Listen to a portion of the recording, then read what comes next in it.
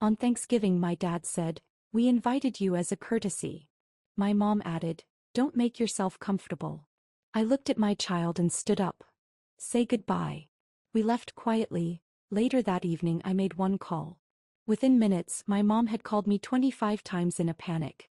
On Thanksgiving, my dad looked straight at me across the table and said, "We invited you as a courtesy." My mom didn't even glance up from the turkey when she added, "Don't make yourself comfortable." I stared at my son Mason, who was lining up olives on his plate like they were chess pieces. He's 6. He doesn't understand subtext yet, but he understands tone. He stopped smiling.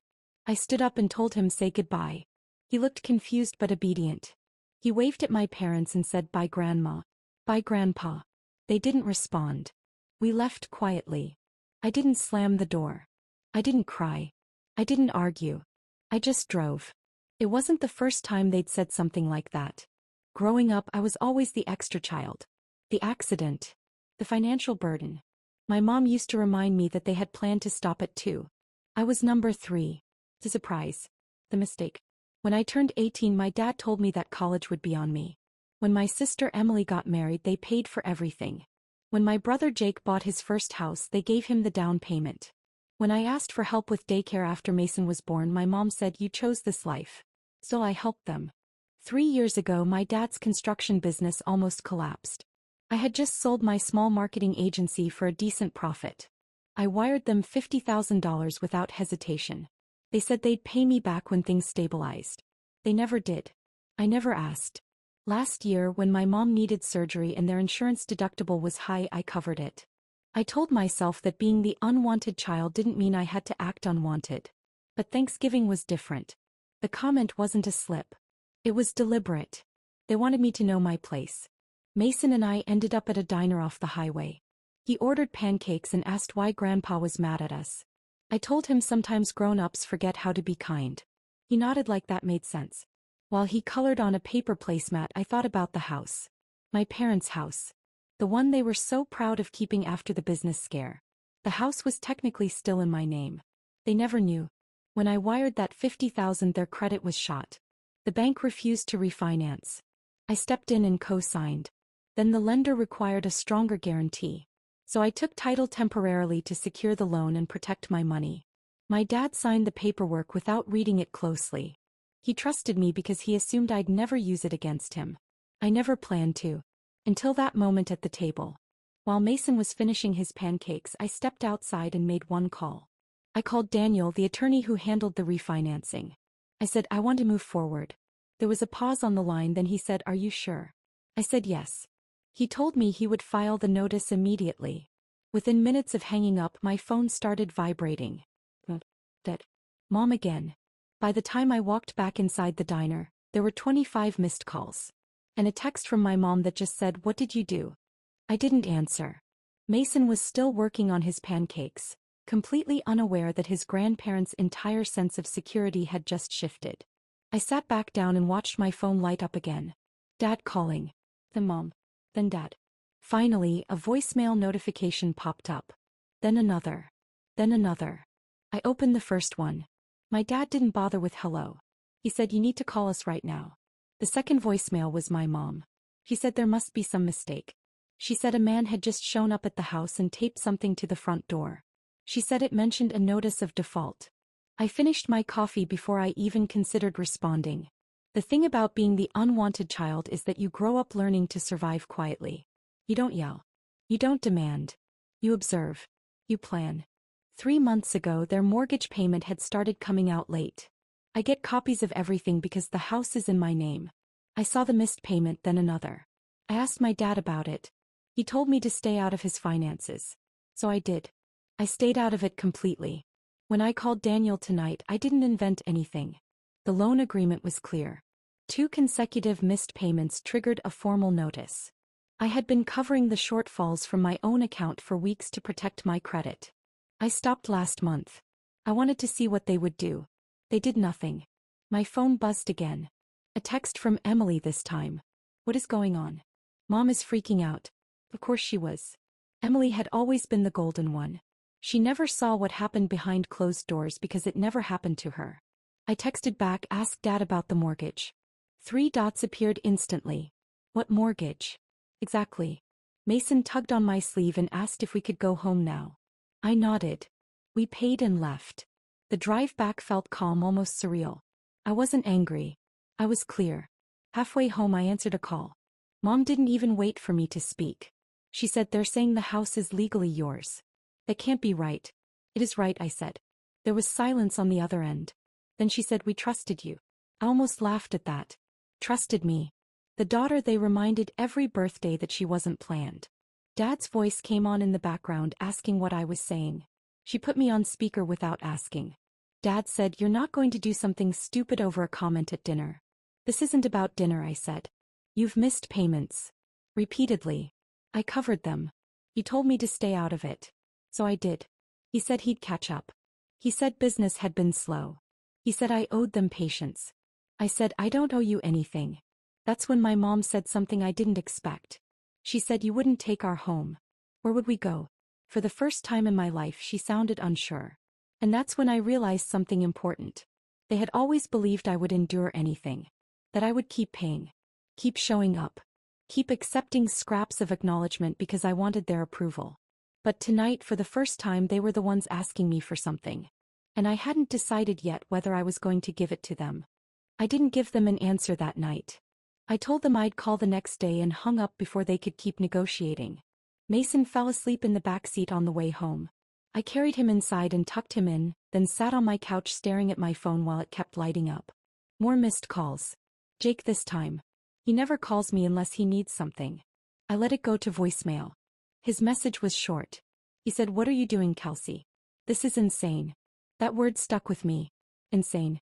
Helping them for years wasn't insane. Wiring money without a contract wasn't insane. Covering their missed payments wasn't insane. But enforcing the agreement we all signed was. Around 10 that night, my dad finally texted something different. He wrote, "If this is about what we said at dinner, you're being dramatic." It wasn't about dinner. Dinner was just the moment I stopped pretending. The next morning I called Daniel again. I asked him to walk me through the timeline calmly. He explained that the notice gave them a short window to cure the default. If they paid the past due balance and penalties, everything would pause. If they didn't, foreclosure proceedings would continue. Legally, I was protected either way. Then he said something that surprised me. He said, "You don't sound angry. You sound done." That was exactly it. By noon, my mom showed up at my house. She never comes here. She's always made comments about the neighborhood not being as nice as theirs. I saw her car through the window and felt my stomach tighten, but I didn't hide. I opened the door before she could knock twice. She walked in without waiting to be invited, looked around like she was inspecting something temporary, then sat down. She said, "You've made your point." I didn't respond. She said they were embarrassed that a process server had come to the door on Thanksgiving. The neighbors saw. She said my father was humiliated. I asked her if she remembered what he said to me at dinner. He brushed it off. He said it was a joke. I asked her if she remembered telling me not to make myself comfortable. She said I always take things too personally. Then she did something I didn't expect. She said, "You know, we never wanted another child. We were overwhelmed. That wasn't your fault, but it shaped things. You've always been sensitive about it." There it was again. The same explanation packaged as honesty. I told her I gave them $50,000 without asking for repayment. I covered her surgery. I've been paying their missed mortgage installments for months. She looked genuinely surprised about the last part.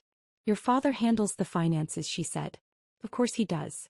I told her I wasn't asking for gratitude. I was asking for respect. She said, "So this is revenge?" I said, "No. This is boundaries." She stared at me for a long moment, like she was seeing a version of me she didn't recognize. Before she left, she said something that changed the direction of everything. She said, "If you do this, you'll split this family in half." I told her quietly it was already split. I was just the only one standing on my side. That night, I got a notification from the lender. A large payment had been submitted toward the mortgage. Not from my dad. From Emily. The payment Emily made covered one missed month. Not both. I stared at the lender notification for a long time. Emily had no idea what she was stepping into. She probably thought this was a simple misunderstanding. A technical error. Something I could fix if I wanted to. I called her.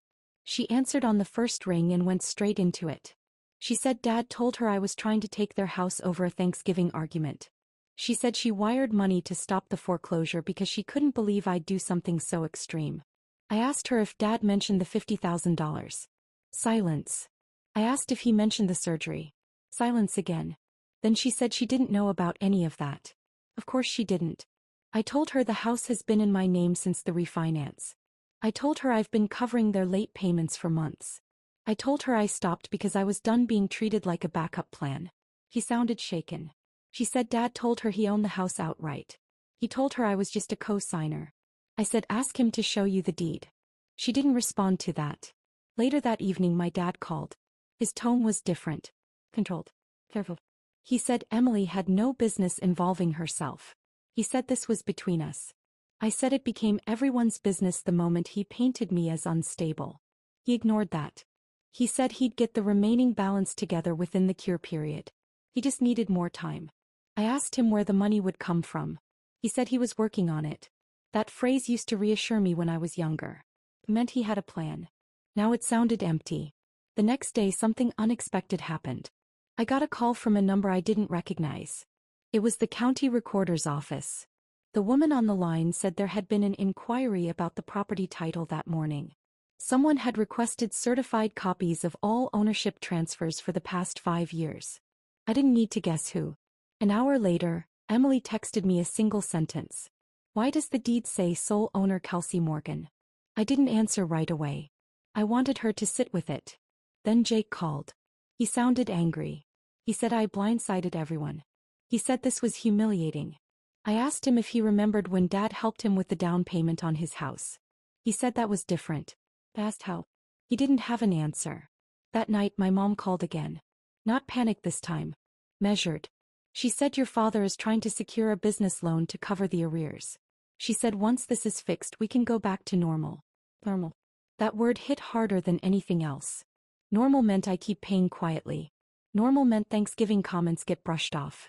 Normal meant I keep showing up hoping one day they'll treat me like they treat Emily and Jake. I told her something she clearly didn't expect. I said even if they pay the mortgage current, I'm not transferring the house back. There was a long pause. She asked what that meant. I said it means I'm selling it. She stopped breathing for a second. You can't do that, she said. I said legally I can. And for the first time in my life I wasn't asking for permission. The house went on the market the following Monday. I didn't warn them. Daniel said I had every legal right. As sole owner I could sell whenever I wanted. The buyers would take it subject to the existing occupants, but practically speaking, no one wants to buy a house with a hostile family inside. So it forced a decision. Within 48 hours there was a for sale sign on the lawn. Emily sent me a photo of it. Is this real? She texted. As I wrote back. That evening my parents showed up together. First time in years they'd presented a united front at my door. My dad skipped small talk. He said this is cruel. I asked him what part. He said selling the house out from under them would destroy their retirement. He said I was punishing them for being imperfect parents. I told him this isn't punishment. This is me exiting a contract that stopped working. My mom tried a different angle. She said think about Mason. She said he deserves grandparents. I said grandparents who tell his mother she's there as a courtesy. Neither of them responded to that. Then my dad said something that shifted everything. He said if you sell this house we'll have to move into an apartment. I waited. He added we can't afford anything else. The business isn't recovering. The truth is it's barely surviving. That was the first honest thing I'd heard. I asked him how long it had been that bad. He said over a year. Over a year. The same year I'd been quietly covering their missed mortgage payments. I asked why he didn't tell me. He said he didn't want to look weak. There was again. Pride over transparency. I told them I'm not your emergency fund.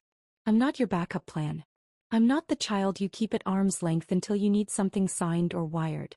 My mom asked what I wanted. I said peace. They left without slamming the door. No dramatic exit. Just quiet footsteps down my walkway. 2 days later we received an offer. Full asking price. A young couple relocating from out of state. Clean financing. I accepted it. The cure period on the mortgage expired the same week. Emily's payment covered 1 month, but the remaining balance was never paid. The loan officially accelerated. My dad called one last time before closing. He said if you do this, don't expect us at Christmas. Don't expect calls. Don't expect anything. I said that's fine. And I meant it. On closing day, I wired them the remaining equity after the loan was paid off. Not because I owed them, but because I wanted a clean ending. An hour after the funds hit their account, my mom called. She didn't yell. She didn't cry. She just said, I didn't think you would actually let us go. I looked at Mason playing on the living room floor and said, you let me go years ago. And then I hung up. There was one final step left. And it wasn't about money. The final step wasn't the sale. It was the trust. 3 years ago when I sold my marketing agency, I set up a small trust for Mason. Nothing flashy. Just something stable. I named my parents as secondary guardians if anything ever happened to me. It felt responsible at the time. Safe. After the house closed, I called the attorney who handled the trust. I asked him to amend it. I removed my parents' names entirely. I named Daniel and his wife instead. They've known Mason since he was born. They show up. They don't keep score. It took one meeting and a signature. When it was done, I felt something I hadn't felt in years. Not anger. Not victory. Relief. A week later, Emily asked to meet for coffee. Just us. She looked different. Not upset. Just thoughtful. She said she finally asked Dad for full financial records. The business wasn't just struggling. It had been operating at a loss for nearly 2 years. He'd been taking small personal loans to keep up appearances.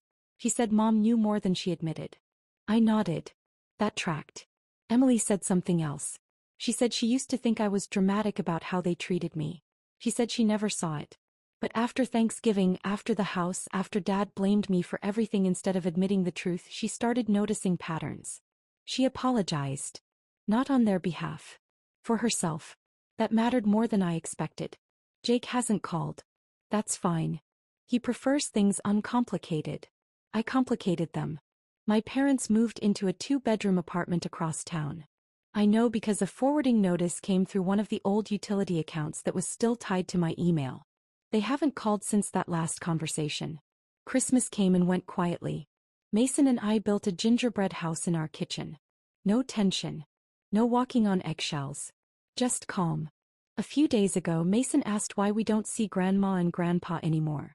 I told him sometimes people love you in ways that aren't healthy. And when that happens, it's okay to create space.